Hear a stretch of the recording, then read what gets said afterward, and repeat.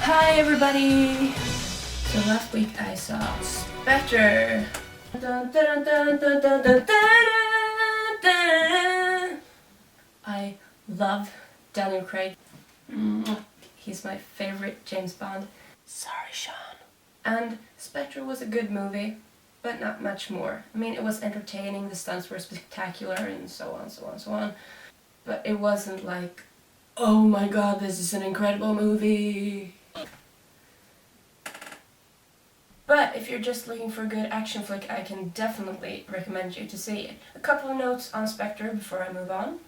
First, if you're a hardcore James Bond fan, which I can't say I am, you'll probably appreciate the return of some classical Bond elements in this movie, such as Spectre itself and a certain character that hasn't been in the Bond franchise for decades now due to legal issues. No need to spoil it for anyone who hasn't seen the movie, but I think you can guess who it is. Second, Ralph Fiennes does a great job as the new M, but I do miss Judi Dench, simply because her M is the most badass female character in movie history. Enough said. And third, cred to Spectre for being the first Bond movie ever where Bond hooks up with a woman who's older than he is. Monica Bellucci as Lucia Sciarra, age 50. Age equality! Yay! Now moving on to what I really wanted to talk about, two of the trailers that ran at the cinema before Spectre started. One of them was, of course, Mockingjay Part 2, which is in theaters now and which I plan to see sometime next week, I think. Apart from Harry Potter, of course, I think The Hunger Games is my favorite book series, and the film adaptations have been unusually great so far, so I'm really hoping for a strong finish here.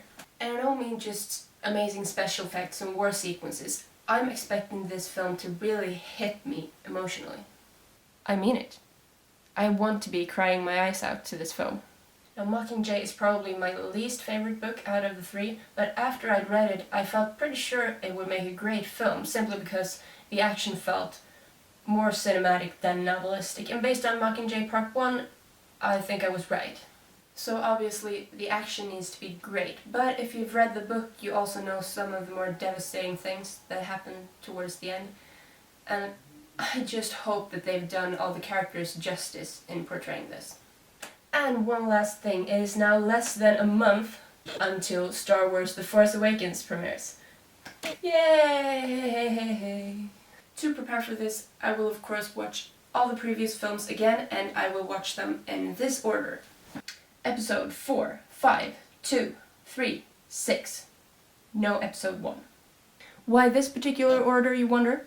Glad you asked, because I have left two links in the description below to an article by Rod Hilton and a video by the Super Carlin brothers discussing and summarizing said article and explaining why you should watch the Star Wars films in this particular order.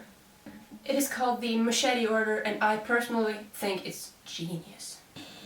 If you're one of those super Star Wars purists who think the original trilogy are the only Star Wars movies worth counting, then don't try this, it'll just upset you.